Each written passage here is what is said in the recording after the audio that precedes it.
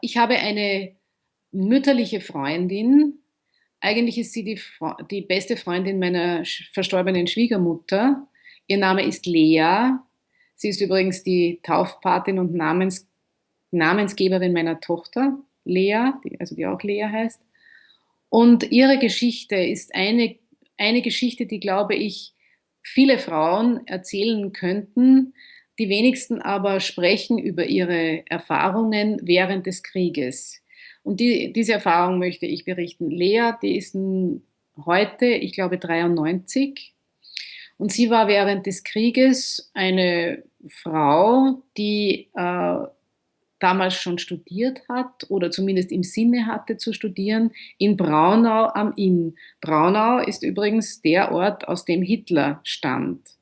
Und dort war Krieg und es waren in der Nähe von Braunau Zwangsarbeiter beschäftigt. Die Nazis haben ja Menschen, die sie zum Beispiel aus Polen oder aus anderen Gebieten verschleppt hatten, mehr oder weniger wie Sklaven gehalten und eben zur Zwangsarbeit gezwungen. Viele sind dabei umgekommen. Sie waren natürlich auch schlecht ernährt. Also es muss ein schreckliches Leben gewesen sein. Und viele Frauen in dieser Zeit, wahrscheinlich nicht nur dort, aber von dort weiß ich es eben, haben versucht, diesen Zwangsarbeitern das Leben etwas zu erleichtern, indem sie ihnen zum Beispiel heimlich Essen gebracht haben und sie sonst wie versucht haben zu unterstützen, was natürlich lebensgefährlich war. Also diese Frauen, wenn das den Nazis bekannt geworden wäre, hätten die möglicherweise mit ihrem Leben dafür gezahlt.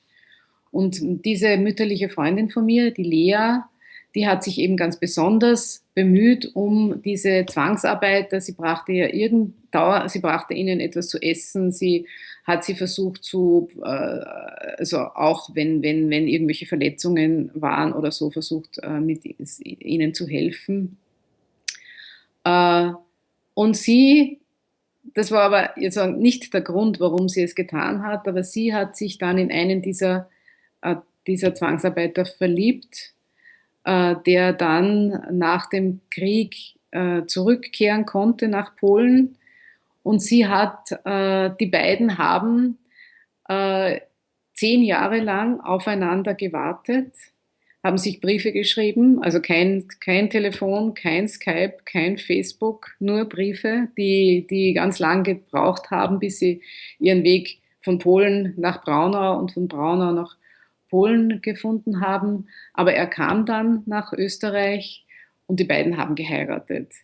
Er ist zwar dann bald darauf gestorben, ich nehme an, dass sozusagen die Entbehrungen des Krieges ihn krank gemacht haben.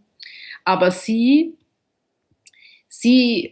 ist dann weiterhin politisch aktiv gewesen. Sie war dann die sozialdemokratische Vizebürgermeisterin in Braunau. Also sie war eine der ersten Frauen, die erstens dann nach dem Krieg tatsächlich studiert hat und die auch ein politisches Amt eingenommen hat.